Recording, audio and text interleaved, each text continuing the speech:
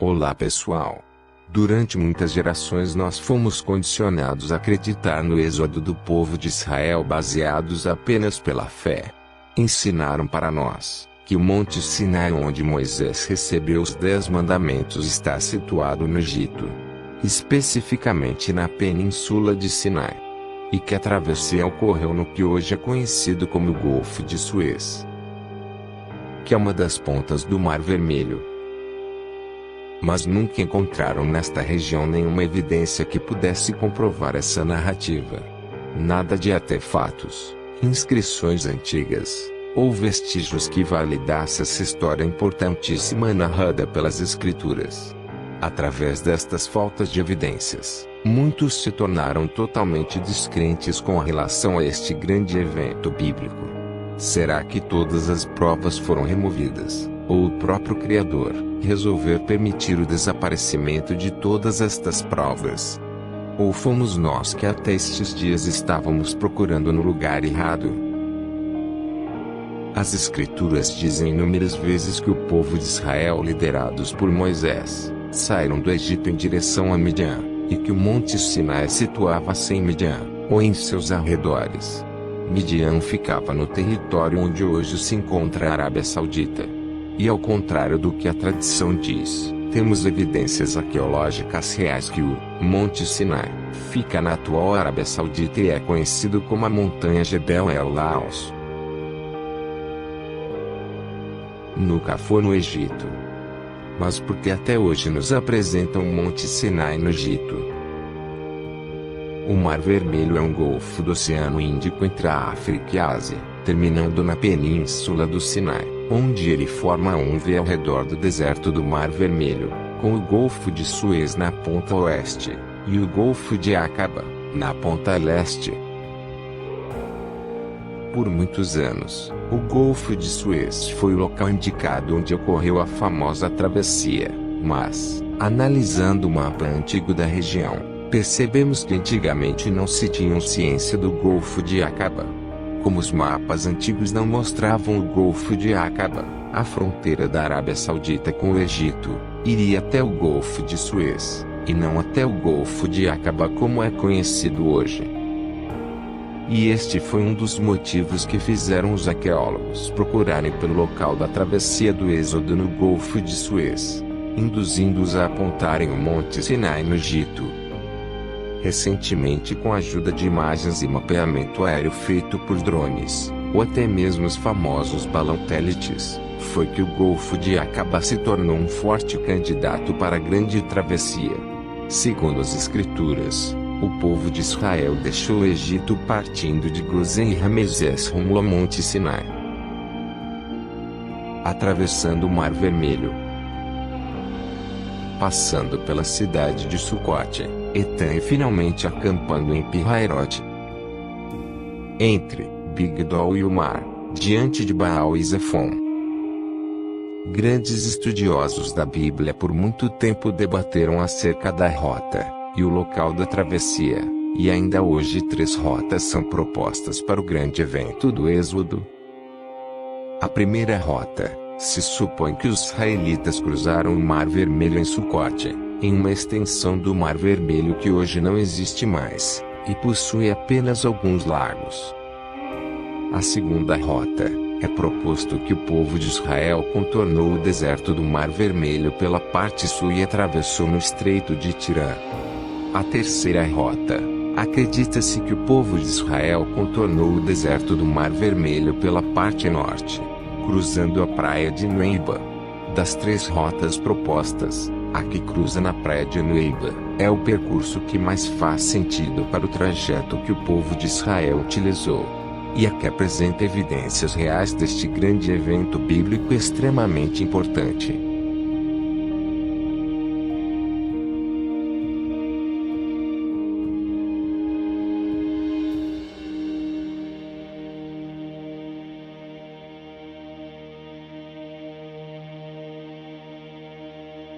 O livro de Êxodo fala que o local da travessia era chamado de Yom Sof em hebraico, que foi traduzido como Mar Vermelho. A praia de Nueiba possui as características exatas com um diâmetro de 5 km por 3 km de largura. Poderia muito bem acomodar o povo de Israel. Com montanhas em ambos os lados, eles estariam encurralados como afirmam as Escrituras. O Mar Vermelho à sua frente, do exército do faraó às suas costas. Fornecendo lugar propício, se formou uma coluna entre o faraó e o povo de Israel, não permitindo que o exército do faraó atacasse o povo israelita.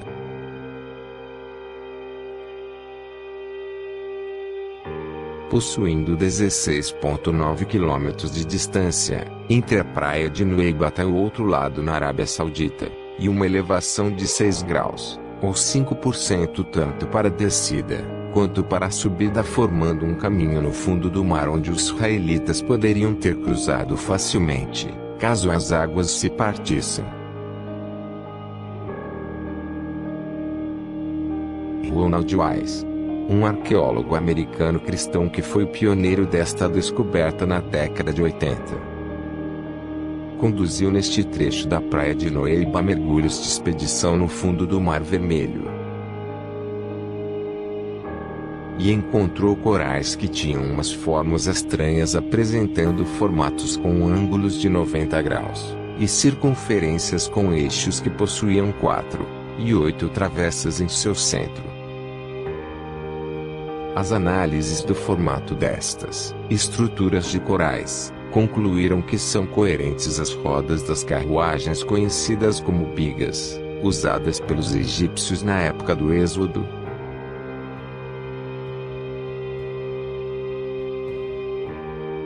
Especialistas confirmaram mais tarde que corais não se formam naturalmente desta maneira. Corais são formados quando um lago de corais nadando se apegam a estruturas sólidas, como rochas, metais e madeiras.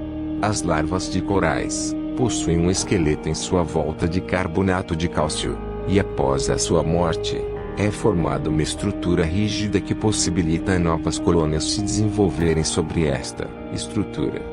De acordo com o Dr. Wise, os corais se formaram nas carruagens egípcias, e mesmo depois das carruagens terem se desintegrado, os corais retiveram seu formato até os dias de hoje. O Dr. Wise também encontrou uma roda egípcia dourada ainda intacta. Devido ao fato de corais não se formarem em superfícies deste tipo. Em Êxodo 14:7, é relatado que Faraó tomou 600 carros escolhidos, ou seja, tomou 600 dos melhores carros. Provavelmente este era um dos carros com as rodas revestidas com ouro. O Dr. Wise também conduziu mergulhos do outro lado na Arábia Saudita, e encontrou as mesmas estruturas de corais, confirmando um grande rastro de naufrágio no fundo do mar de um lado ao outro. Expedições mais recentes conduzidas pelo Dr. Leonard Muller, e outros precursores deste assunto, inclusive especialistas em corais, revelaram as mesmas estruturas encontradas pelo Dr. Wise no fundo do mar. Detectores de metal foram usados para analisar as estruturas de corais e as leituras foram consistentes com estruturas metálicas redondas, assim como as usadas pelas carruagens egípcias. Especialistas confirmaram que os corais nesta região são diferentes dos outros recifes de corais pelo mundo. Aqueles foram formados por estruturas feitas pelo homem, que estão espalhadas pelo fundo do mar, e não naturalmente. Infelizmente, as autoridades egípcias não permitem a retirada de nenhum destes objetos do fundo do mar para serem analisados aqui na superfície.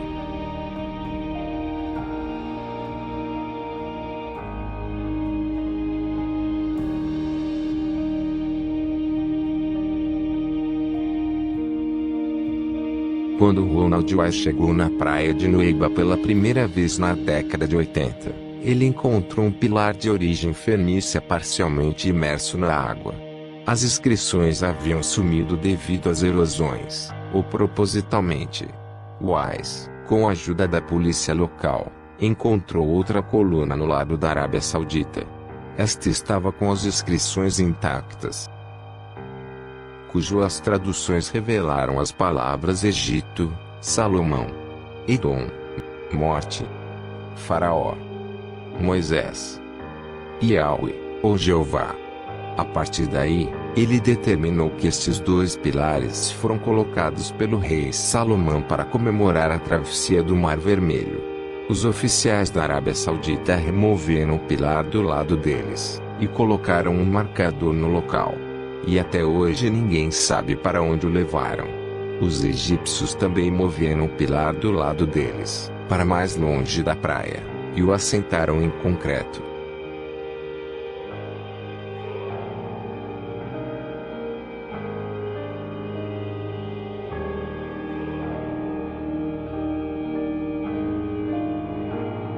Estes dois pilares são mencionados na Bíblia pelo profeta Isaías no capítulo 19, e versículo 19.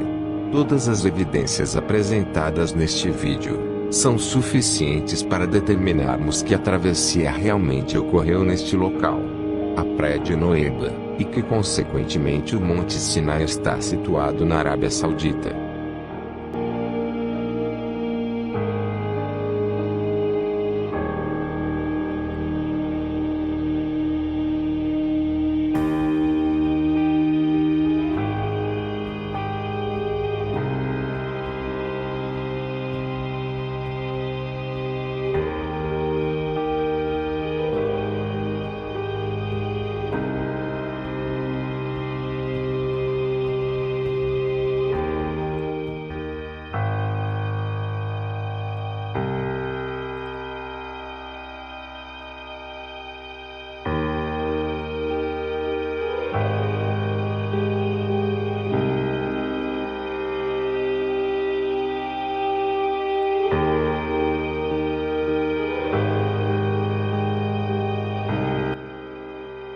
O Monte Sinai é uma das montanhas mais importantes das Escrituras, que foi palco de um lado, da glória de Deus descendo em forma de fogo, e de outro, o terrível declínio do povo de Israel com a adoração do bezerro de ouro.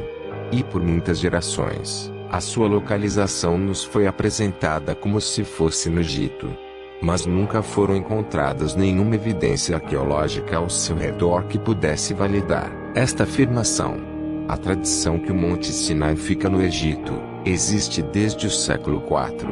Escolhido por Helena de Constantinopla, que foi a mãe do imperador Constantino, que segundo relatos históricos ela teve sonhos e visões que revelaram os lugares bíblicos sagrados.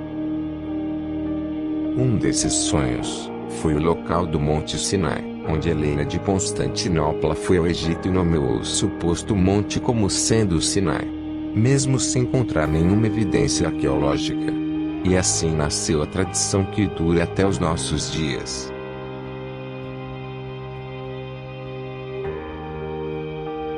Ainda hoje milhares de pessoas ainda visitam o falso Monte Sinai no Egito.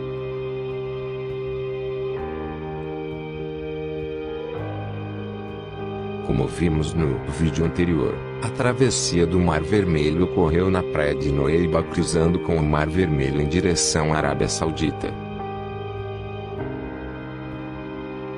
Portanto, o Monte Sinai fica do lado da Arábia Saudita, e não no Egito.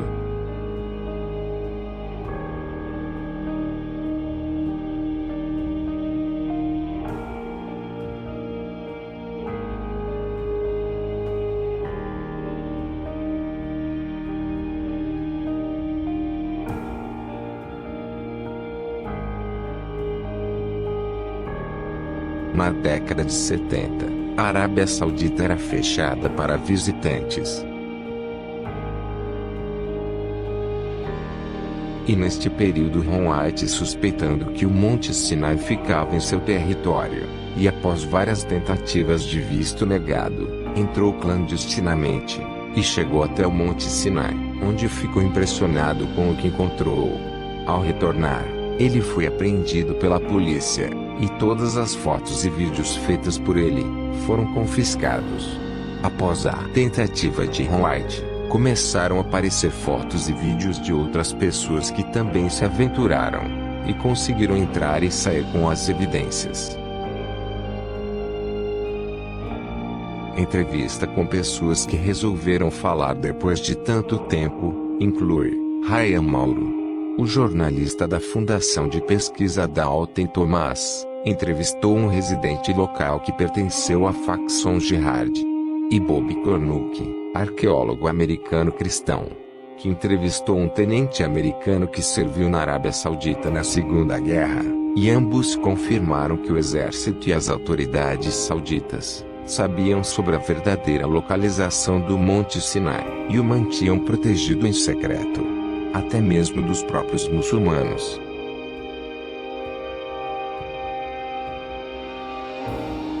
Após a travessia do Mar Vermelho, o povo de Israel chegou a esta praia ao lado da Arábia Saudita antiga Midian, e daqui eles saíram pelo deserto de Sur, andaram por 3 dias sem água até chegarem a Mara, lugar das águas amargas. E partindo de Mara, chegaram a um lugar chamado Elim, onde a Bíblia descreve que haviam 12 fontes de água, e 70 palmeiras. Incrivelmente, ao longo do trajeto do Monte Sinai, encontramos este lugar onde ainda nos dias de hoje possui as 12 fontes de água e várias palmeiras. O povo da região descreve este local exatamente como Elim, que também é conhecido como as 70 palmeiras. Este lugar presente até nossos dias, se encaixa perfeitamente na descrição bíblica em Êxodo 15, 27.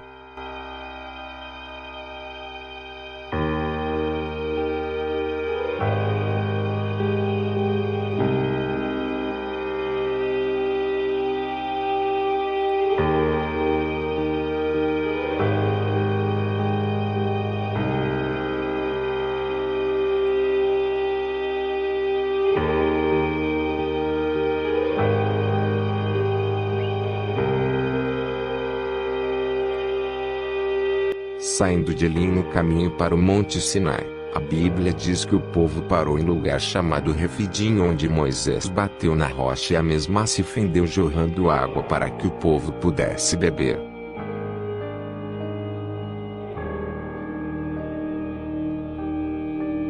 De forma impressionante, o trajeto ao Monte Sinai possui esta rocha com uma fenda gigante ainda de pé, e as rochas ao redor possuem uma superfície suave como se tivessem sido lavadas por imensas quantidades de águas que jorraram pelas fendas e as lavaram, formando um mini lago ao pé do morro.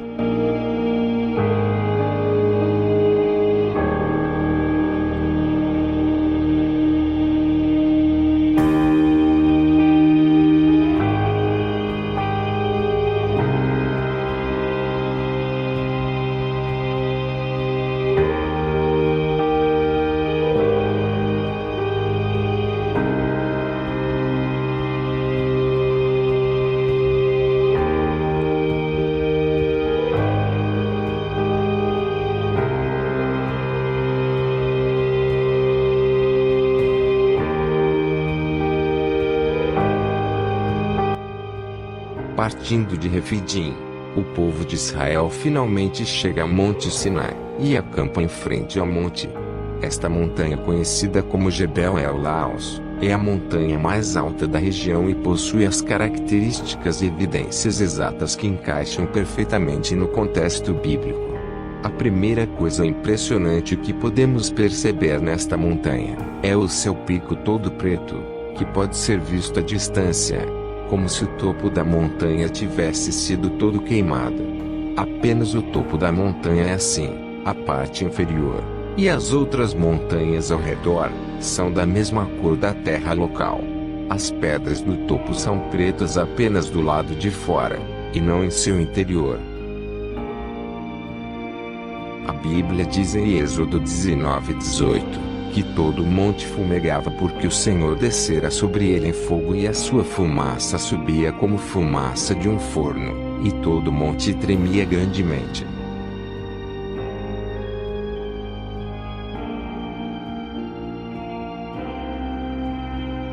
Arqueólogos seculares que foram apresentados essa evidência tentaram refutar dizendo que são rochas vulcânicas. Bob Cornuke, um arqueólogo cristão que explorou o monte após a subida do Dr. White, ele quebrou uma das pedras chamuscada e provou que seu interior era da mesma cor que a parte inferior do monte. Ele trouxe amostras dessa pedra para serem analisadas pelo Museu de História Natural. E foi constatada que não se tratavam de rochas vulcânicas, e sim pedras que foram expostas a uma grande quantidade de calor bem próximo a elas. Isto confirmou um dos eventos mais gloriosos das Escrituras, onde Deus desceu, para interagir com Moisés em forma de fogo.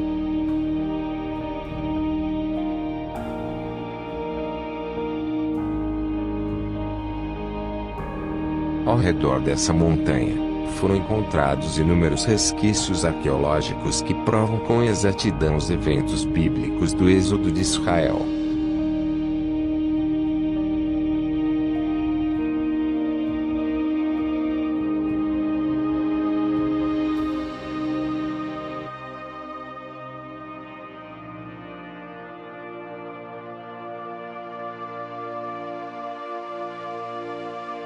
O povo, ao perceber que Moisés estava demorando a descer do pico da montanha, fizeram para si um bezerro de ouro. E o colocaram no altar, e o adoraram. Ao descer da montanha, Moisés viu o povo adorando o bezerro, e ficou extremamente indignado.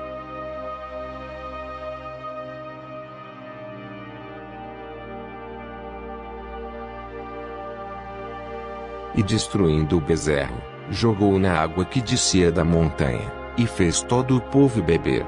Bem à frente da montanha, existe um altar contendo várias inscrições antigas, e desenhos de bois, e de pessoas adorando bois, confirmando que ali era o altar onde foi colocado o bezerro.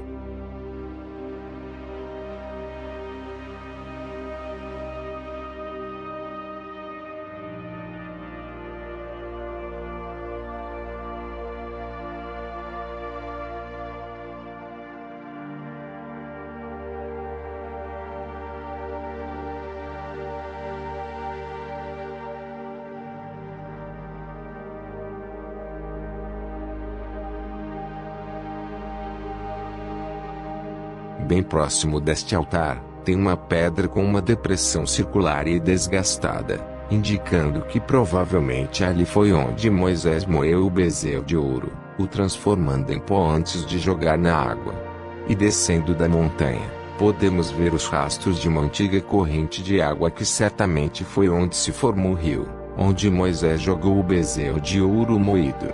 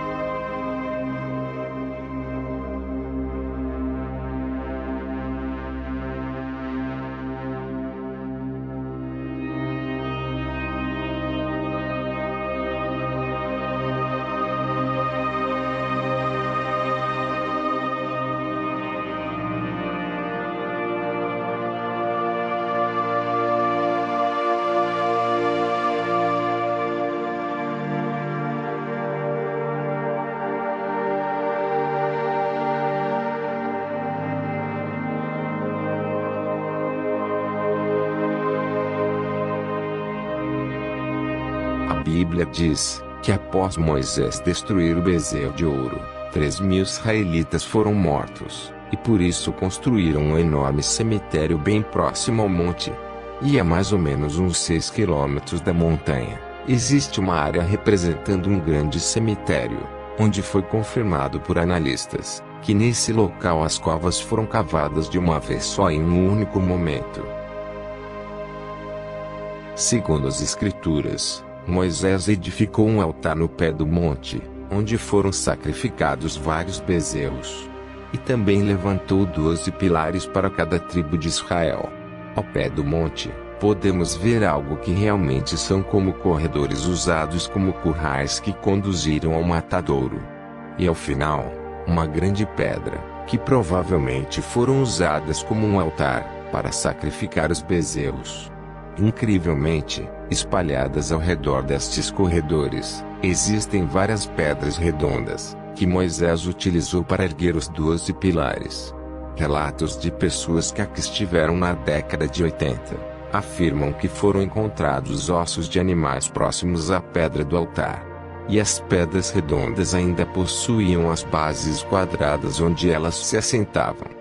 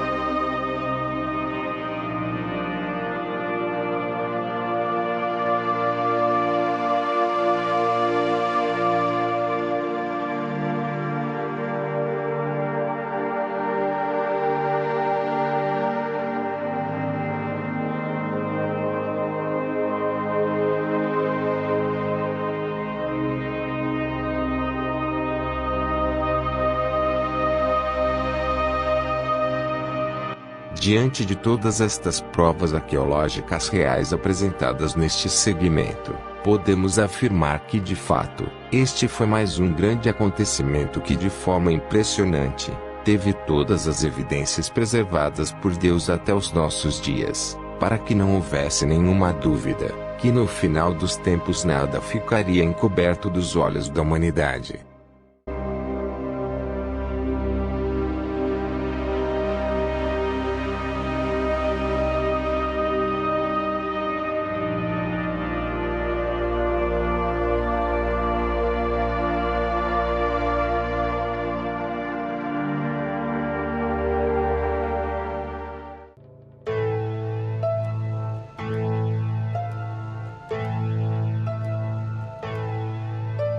A Arca da Aliança é um objeto sagrado da história bíblica, mencionada muitas vezes no Antigo Testamento. Ela é bastante conhecida por judeus, cristãos e muçulmanos. O conhecimento de sua existência se tornou amplo através de alguns filmes. A Arca da Aliança é composta de um baú e uma tampa contendo 2 querubins, um em cada ponta, como se estivesse protegendo a sua abertura. Feita de madeira de acácia, e toda revestida em ouro, ela ficava na parte interna do tabernáculo e mais tarde foi colocada no templo. Dentro dela foram colocadas as tábuas da lei. A Arca da Aliança representava a presença do próprio Deus no meio do povo de Israel. Somente o sumo sacerdote obtinha o acesso até o local onde a arca estava, e toda vez que o sacerdote sacrificava um animal pelos pecados do povo, o sangue do animal sacrificado era derramado na tampa da arca ao lado direcionado para o leste. Ninguém tinha permissão de tocar na arca. Em algumas passagens bíblicas é relatado que aqueles que tocaram na arca foram mortos instantaneamente. E somente os levitas podiam carregá-la usando apenas argolas e bastões sustentados pelos ombros. A última vez que a Arca da Aliança foi mencionada nas Escrituras foi em 2 Crônicas 35:3, onde o rei Josias ordenou os levitas que retornassem a arca de volta para o templo. Depois disso não houve mais menções sobre a arca. Anos depois, com a destruição do templo após o cerco babilônico que durou mais de 2 anos comandado pelo rei Nabucodonosor, a Arca da Aliança juntamente com os utensílios do templo, não foram registrados junto com os despojos levados para a Babilônia. Então foi presumido que ela desapareceu ou foi escondida antes do ataque ao templo.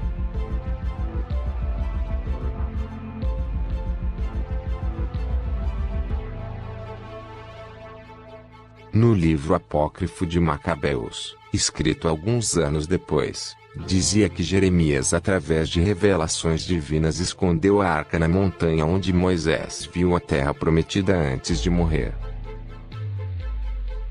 Em outro livro apócrifo de Baruque, que é mais recente ainda, fala que a Arca da Aliança foi engolida pelo solo de Jerusalém, e que ela apareceria novamente nos tempos do fim, após os judeus retornarem a Jerusalém. Tanto Ezequiel quanto Isaías profetizaram que no fim dos tempos os judeus dispersos pelas terras retornariam a Jerusalém de todas as nações, um fato que aconteceu em 1948. No livro de Amós é dito que depois desse segundo retorno dos exilados, eles nunca mais seriam dispersos de sua terra. E os plantarei na sua terra, e não serão mais arrancados da sua terra que lhes dei, diz o Senhor teu Deus. Amós 9:15. Durante a história, inúmeras pessoas reivindicaram ter encontrado a Arca da Aliança, mas nenhuma delas trouxeram evidências conclusivas que comprovassem estas afirmações. Mas, uma dessas reivindicações se destacou dentre as outras, pois nos trouxe a explicação do verdadeiro propósito da Arca da Aliança para o povo de Israel e para o resto do mundo. Após o desaparecimento da Arca, Jerusalém sempre foi continuamente habitada até os nossos dias, e a cada civilização que se estabeleceu lá, as pessoas foram construindo as suas casas em cima das antigas, formando muitas camadas históricas. Portanto, a cidade velha se tornara casas históricas umas após as outras abaixo da superfície. Em 1854, um missionário chamado James Buckley, ao passear ao redor das muralhas velhas em Jerusalém, se deparou com uma entrada que dava acesso a uma gigantesca caverna, com vários túneis e aberturas abaixo da superfície da cidade.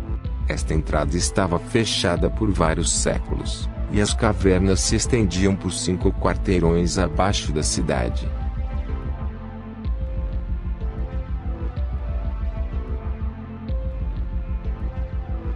Em 1867, o general Sr. Charles Warren conduziu a primeira escavação em grande escala, na cidade velha de Jerusalém, bem no monte onde o antigo templo estava situado, e descobriu cavernas e túneis abaixo do solo.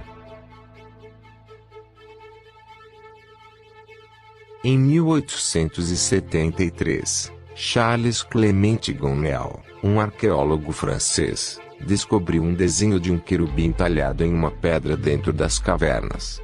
Querubins eram usados na antiguidade para guardar as entradas de cidades ou lugares sagrados. Este querubim tem as mesmas características dos querubins usados na mesma época em que a arca desapareceu.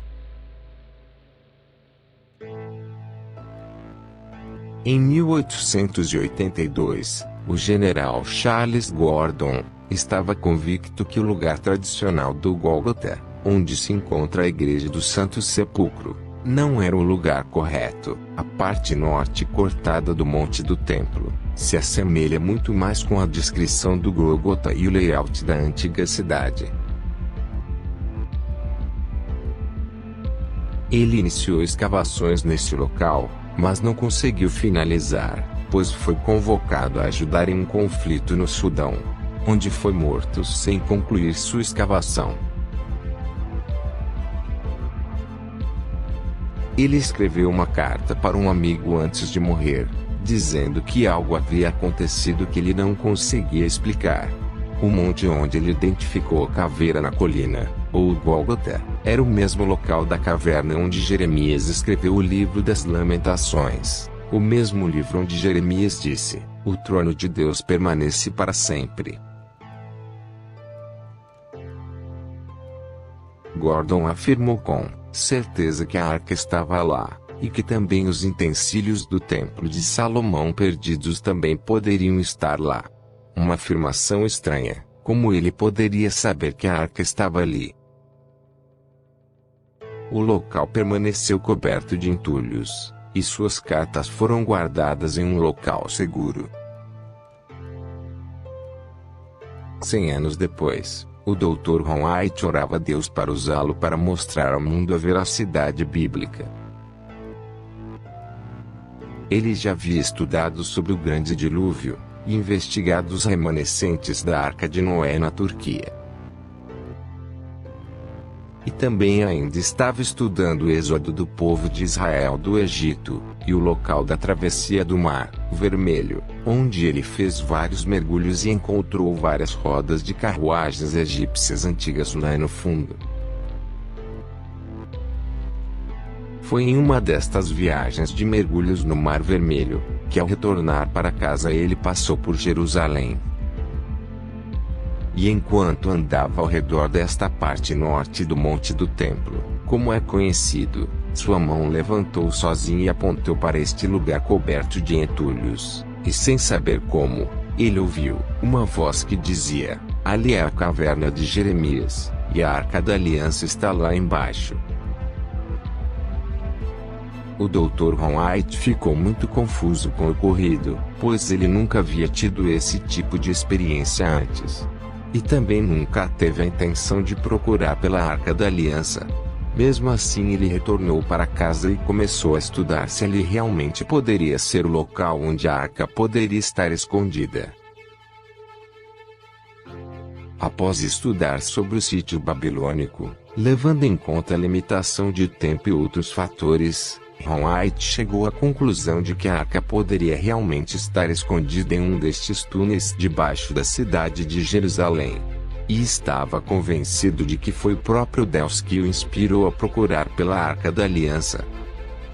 O Dr. Ron White e seus 2 filhos começaram a escavar o local onde sua mão havia apontado, e logo descobriu uma grande rocha abaixo da superfície. Ele decidiu escavar alguns metros para a direita, e rapidamente encontrou 3 nichos na parede, que possivelmente teve o propósito de pendurar placas ou sinais. Estes nichos foram datados como sendo mais provavelmente da era romana, indicando ter sido o local onde Roma crucificava seus criminosos. Pois este lugar ficava à beira da rua principal nos tempos do nosso Salvador. Roma, ao crucificar os criminosos, sempre escolhia as ruas principais porque eram bem movimentadas, onde muitas pessoas passavam, e colocavam placas acima de cada criminoso, indicando o crime cometido, servindo de exemplo para todos. O lugar tradicional do Gólgota, onde a igreja bizantina foi construída, não fica em uma rua principal da cidade antiga. Ele continuou escavando neste local, mas pouco abaixo, o terreno foi ficando arenoso. Então ele decidiu retomar as escavações, no lugar original onde sua mãe tinha indicado. E começou a escavar ao redor da grande rocha. Desta vez ele percebeu que podia escavar entre a rocha e a parede do monte. E que à medida que iam escavando para baixo, a parede formava quase um teto sobre suas cabeças. Logo ele encontrou algo que parecia ser um buraco de passar cordas esculpido na parede.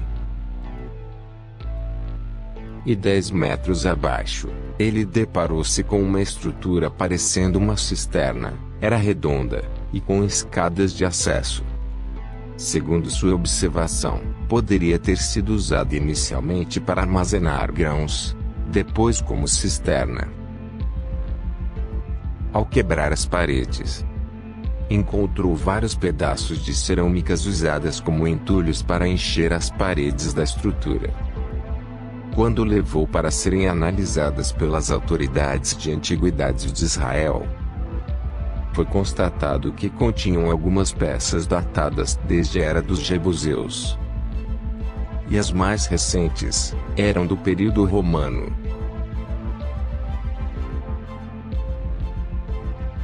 Ele continuou cavando ao longo do monte embaixo de onde ele encontrou os nichos acima. Por causa das cerâmicas e moedas que eles encontraram, concluíram que realmente estavam na camada romana. Ao continuar a escavação para baixo, ele encontrou pedaços de ossos de dedo, onde imediatamente ele confirmou suas suspeitas de que ali era um local de execução. Além da crucificação, o apedrejamento também era comum na era romano-judaica em Israel.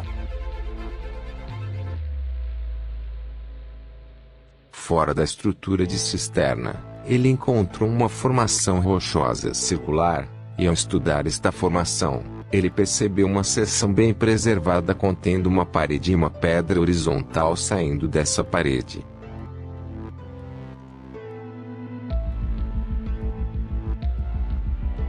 Alguns metros à frente, ele viu uma pedra quadrada que não parecia ser de uma formação natural. Removendo-a com cuidado, ele encontrou um buraco, semelhantes aos buracos onde colocavam cruzes.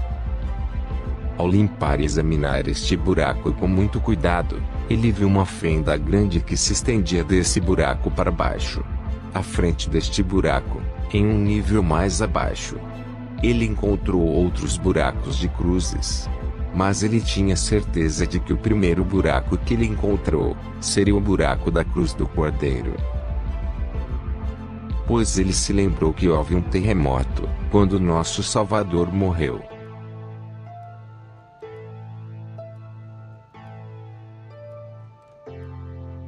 O buraco se estendia 23 polegadas na rocha, enquanto a fenda parecia se estender ainda mais a fundo.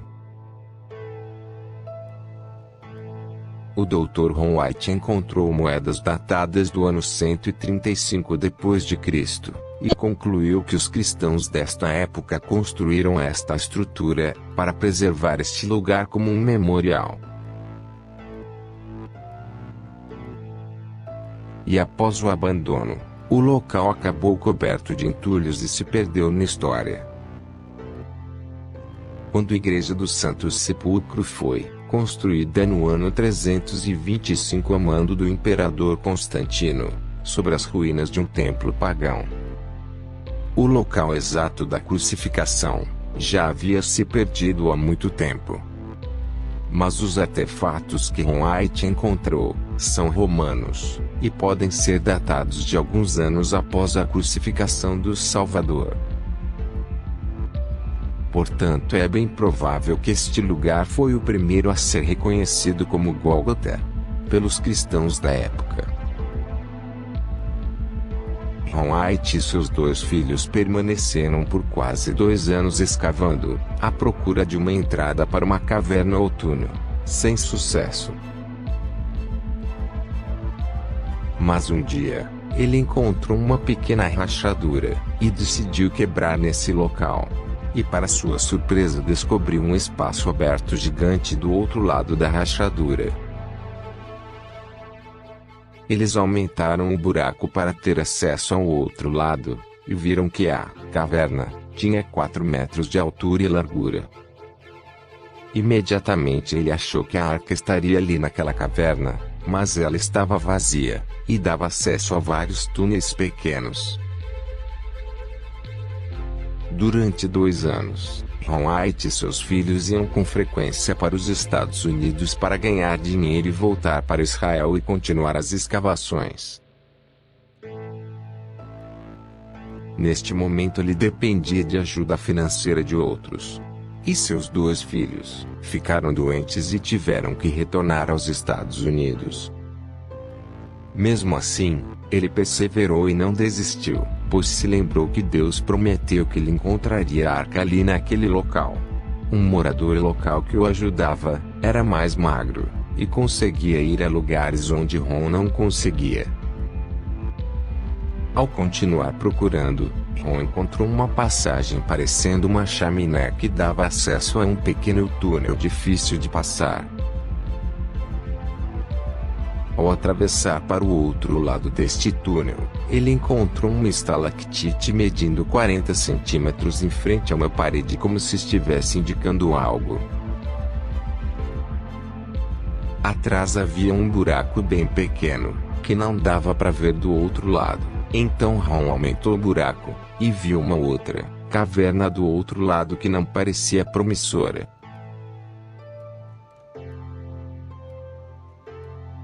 Ele aumentou o buraco para o seu ajudante passar, mas ao tentar pela primeira vez, o ajudante saiu às pressas de lá muito assustado, e dizendo: "O que tem lá? Eu não voltarei lá mais não." E saiu da escavação o mais rápido que podia.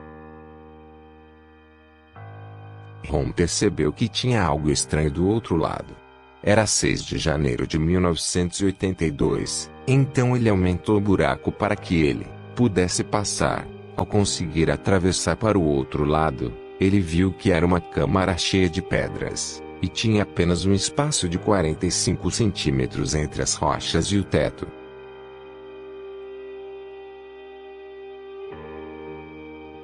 Então começou a investigar entre as pedras, e encontrou madeiras podres e secas, e pele de animais que se desintegravam ao serem tocadas.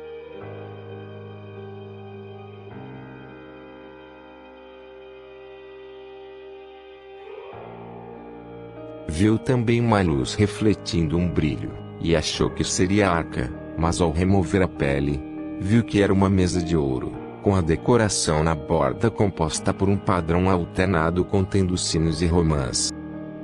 Nesse momento, Ron White tinha a certeza de que estes poderiam ser os utensílios do primeiro templo. Ou mais precisamente, seria a mesa do pão do templo de Salomão. E Ron começou a investigar a câmara mais minuciosamente com sua lanterna. Percebeu uma fenda no teto, e ao limpar o caminho na direção da fenda, ele viu uma caixa feita de pedra que tinha uma tampa plana também feita de pedra. Esta tampa estava rachada em duas partes, e a menor parte estava movida mais para o lado, criando uma abertura para dentro da caixa. Ele não achou espaço para olhar por dentro da caixa, porque o topo da caixa estava muito próximo ao teto. Ele percebeu uma substância preta na fenda do teto e também esta mesma substância preta estava na borda da tampa rachada escorrendo para dentro da caixa. A fenda do teto estava alinhada perfeitamente com a rachadura da tampa da caixa. Ao perceber o que significava aquilo, Ron desmaiou instantaneamente. Ele percebeu que aquela fenda estava diretamente abaixo da rachadura do buraco de cruz, que ele encontrou logo acima, e que a substância preta era sangue que escorreu pela fenda, passando pela rachadura da tampa e caindo sobre o que estava dentro da caixa. Nesse momento ele teve a certeza de que a arca estava dentro daquela caixa. Mas o mais impressionante foi perceber que o sangue do cordeiro caiu sobre a arca da aliança. Pois novamente lhe veio à mente que no momento da morte do cordeiro, houve um terremoto que fendeu o chão desde o pé da cruz até a tampa da caixa onde estava a arca. E quando o soldado romano perfurou a costela do Messias, que de acordo com as Escrituras, jorrou água e sangue, e isso fez com que o sangue do Messias com a ajuda da água escorresse pela fenda, e caísse em cima da arca da aliança. Cumprindo o mandamento de que o sangue do cordeiro teria que ser espargido sobre a arca, Ron White permaneceu desmaiado por bastante tempo. E depois de acordar e sair da escavação, retornou mais tarde e conseguiu confirmar que a arca realmente estava dentro daquela caixa de pedra.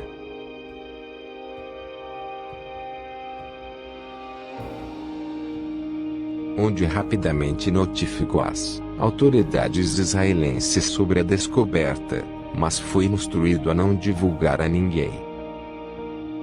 Ron retornou à Câmara várias vezes, e relatou que vários itens estavam ali acompanhados da Arca da Aliança. O candelabro de ouro, o altar dourado de incenso, a mesa dourada do pão, um incensário dourado, uma argola de bronze, lamparinas de óleo, e uma espada gigante. Atrás da caixa de pedra onde estava a arca, Ron encontrou pergaminhos feitos de pele de animais em perfeitas condições, contendo os livros da lei. Ron presumiu que estes eram os originais que Moisés escreveu.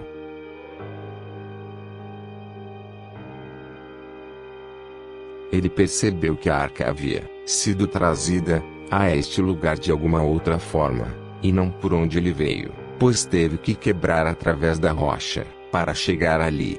Movendo as pedras, ele encontrou uma entrada indo ao sul na direção da caverna de Zedequias, no outro lado da rua onde o querubim havia sido encontrado.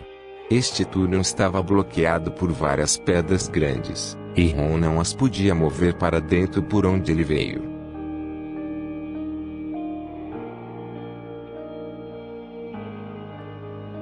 Ron pegou uma amostra do sangue e levou a um laboratório em Israel para ser analisado, e o resultado chocou a todos.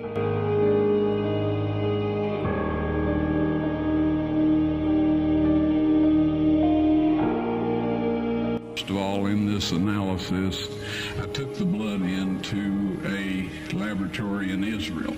I asked one of the people I work with in antiquities, where is a good laboratory that does reliable work? And they said, such and such, such and such. I took it. I just said, please examine this blood and tell me what you can tell me about it. All right? They said, well, look, we're going to reconstitute it. We're going to put it in normal saline and keep it at body temperature for 72 hours with gentle swirling. All right, that's their business. That's great. I said, now I want to be there when you check it out. They said, fine. So I was back. They checked it out. I said, now, they said it's human blood. We can tell that. They did whatever tests they need to do.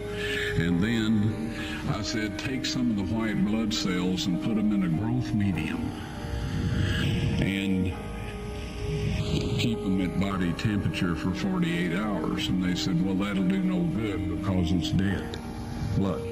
I said, would you please do that for me? And they said, okay, we'll do it. So anyway, I said, I want to be there when you take it out and examine it.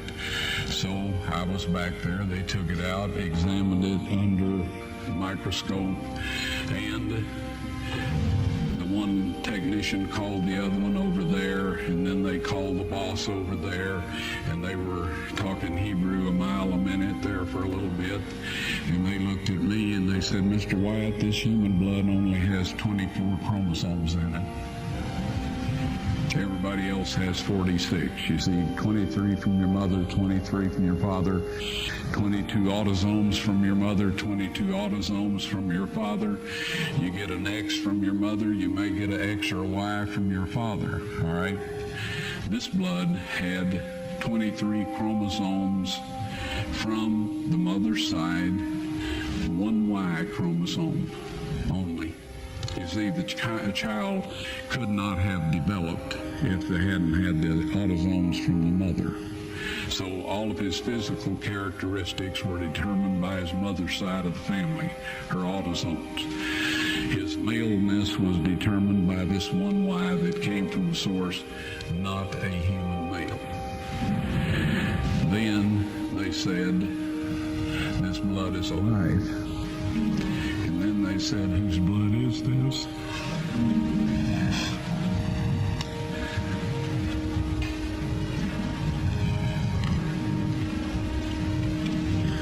I said, it's the blood of your Messiah.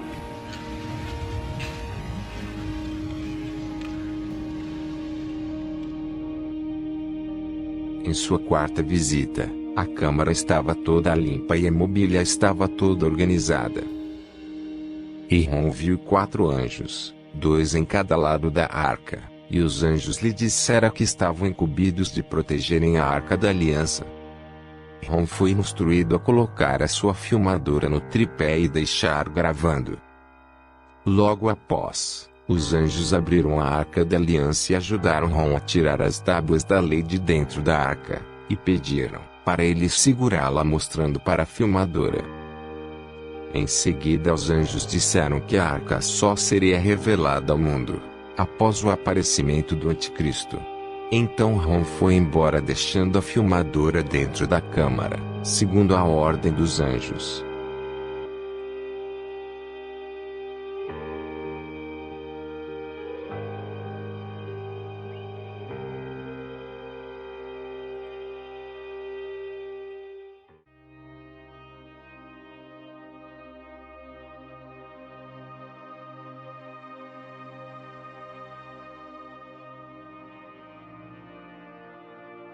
Em 1959, William de Roper, capitão do exército turco, percebeu esta formação geográfica com o formato de um gigantesco barco, enquanto inspecionava fotos de reconhecimento aéreo tiradas na fronteira da Turquia com o Irã, quando procurava por bases de mísseis soviéticas. Essa formação estranha com o formato de barco está localizada a uma altura de 1.900 metros ao nível do mar, e passou por inúmeras análises de vários grupos arqueológicos até ser reconhecido oficialmente pela Turquia, no dia 20 de julho de 1987, como sendo os remanescentes da Arca de Noé.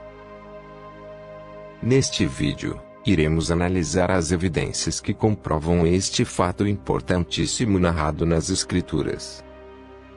A primeira expedição americana foram até a Turquia em 1960, analisaram o site explodindo com dinamites à procura de madeiras, e não encontrando, chegaram à conclusão que não se tratava de um site arqueológico.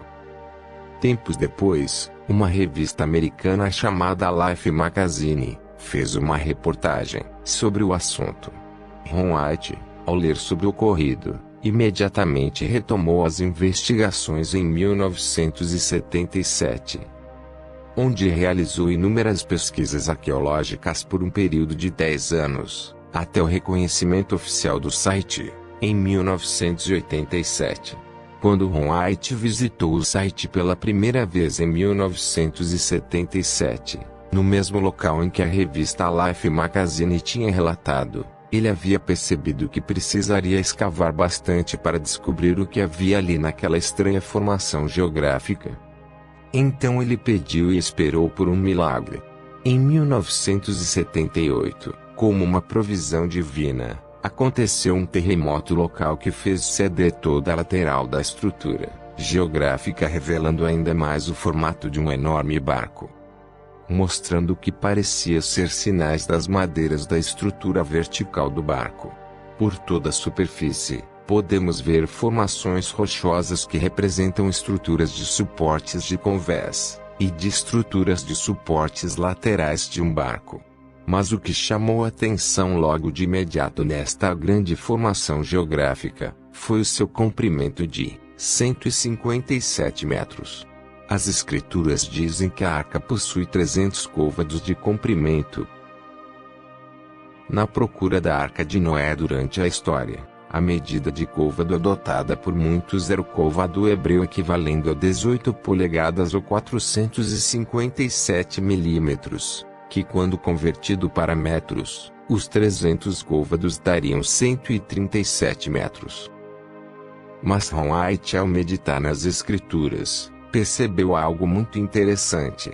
Moisés foi o autor do Gênesis, e ele foi criado no Egito. Em Atos 7:22 é dito que Moisés foi instruído em toda a ciência dos egípcios. Portanto, ao escrever o livro de Gênesis, Moisés usou o côvado real egípcio, e não o côvado hebreu, que ainda não existia naquela época.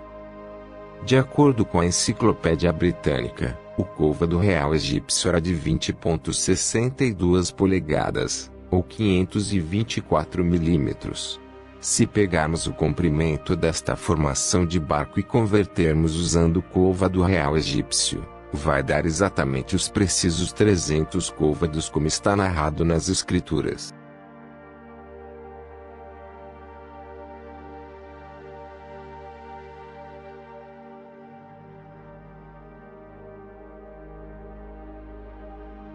Outro ponto que é facilmente notório, é o fato deste barco parecer apresentar uma fenda na sua lateral.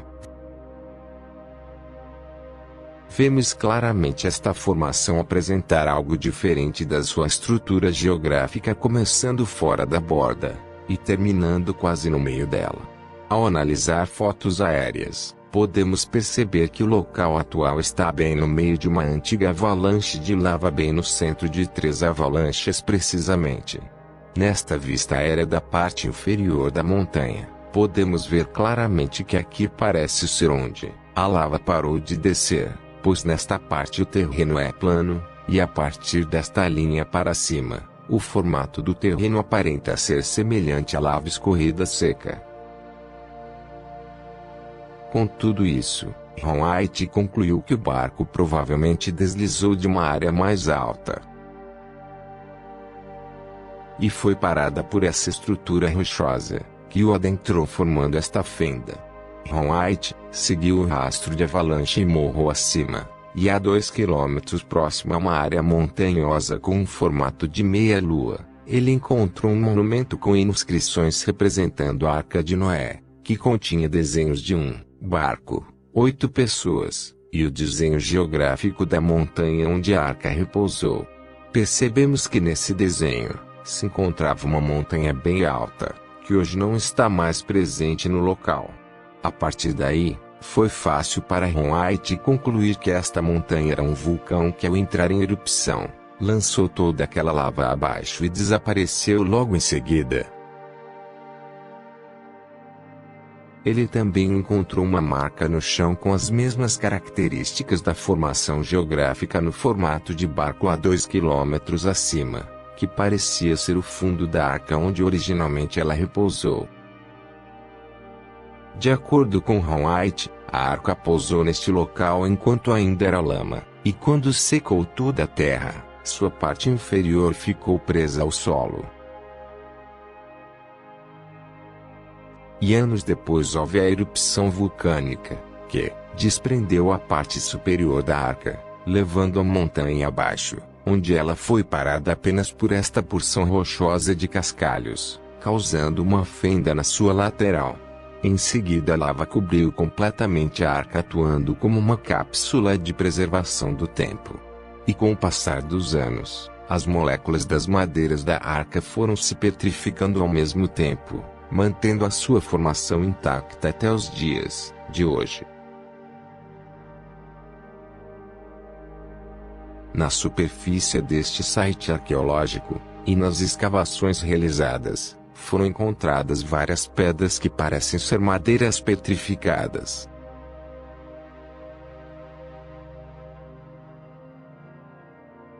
Algumas destas pedras foram enviadas para análises, e foi constatado a presença de silício misturado com carbono orgânico,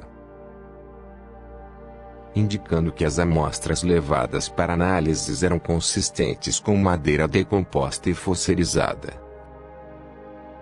que passaram por um processo de substituição mineral, que é quando as moléculas de madeira são substituídas pelo material ao redor ao longo de um grande período de tempo.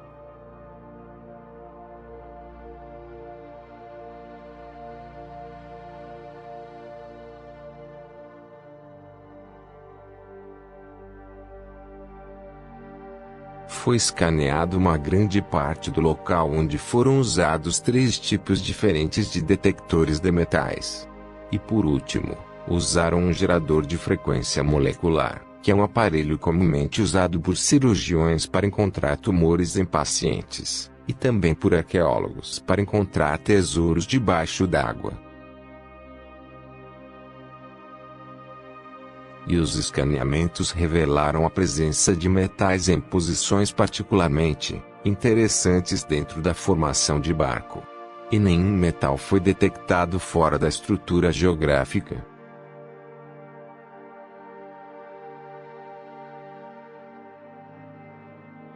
Foram colocadas pedras prendendo fitas toda vez que um metal foi escaneado e detectado, mostrando as linhas de metais existentes na formação. E no final do escaneamento, as fitas revelaram o desenho perfeito de uma estrutura de barco.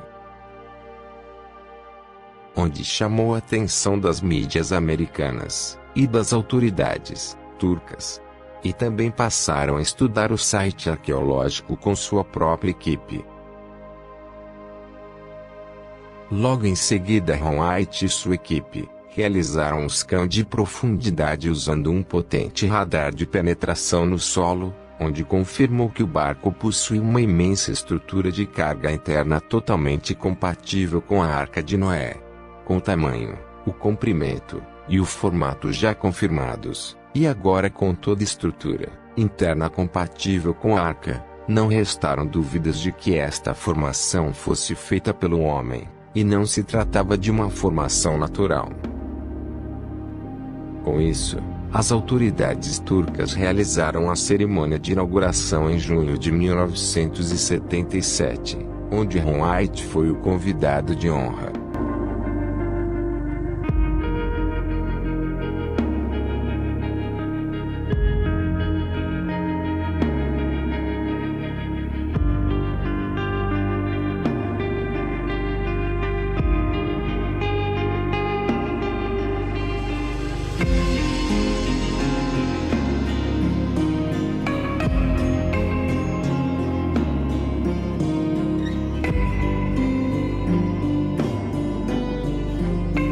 Todos os estudos realizados por Ron White revelaram que a arca era uma estrutura completa e muito inteligente de barco, onde continha rampas de acessos, andares e muitos compartimentos. Também foram encontradas próximo onde a arca repousou várias pedras como esta, que possuem buracos em uma de suas pontas indicando serem pedras âncoras. Esta pedra âncora mede aproximadamente 3,30 metros de altura e mais 1,20 m enterrados no chão. O buraco perfurado no topo da âncora mede 12 centímetros de um lado e 17 centímetros do outro, permitindo que uma corda fosse passada por dentro e o nó fosse afixado. Pedras âncoras eram usadas em grandes embarcações no intuito de estabilizar o barco, mantendo-o sempre na posição vertical quando atingido por fortes ondas. Este era um item fundamental para manter o barco estável em meio a uma tempestade. Embora as escrituras não mencionam nenhum tipo de pedras âncoras, existe uma passagem que nos dá a entender que as pedras âncoras tiveram uma função muito interessante de parar a arca. E a arca repousou, no 7º mês, no dia 17 do mês, sobre os montes de Ararat. E foram as águas indo e minguando até ao 10º mês. No 10º mês, no primeiro dia do mês, apareceram os cumes dos montes. Gênesis 8, 4 e 5. Reparem que a arca repousou no 7º mês, mas somente no primeiro dia do 10º mês, os cumes dos montes reapareceram.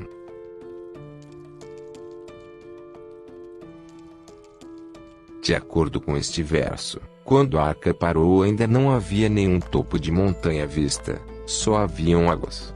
Somente após 3 meses as águas recuaram, e o topo dos montes apareceram. E o uso de pedras âncoras é uma explicação plausível para este evento. A arca parou somente quando as pedras âncoras, que estavam em uma considerável profundidade, tocaram a planície do monte, fazendo com que a arca permanecesse parada até o aparecimento do topo dos montes, após 3 meses. E essa foi a razão das pedras âncoras serem encontradas junto ao local de repouso da arca. Esta formação geográfica no formato de barco é mais uma prova arqueológica da veracidade bíblica. É impressionante como nosso Criador preservou mais este evento importantíssimo da narração bíblica até nossos dias, servindo de testemunho para nossa geração. Gratidão por assistirem. E até o próximo vídeo.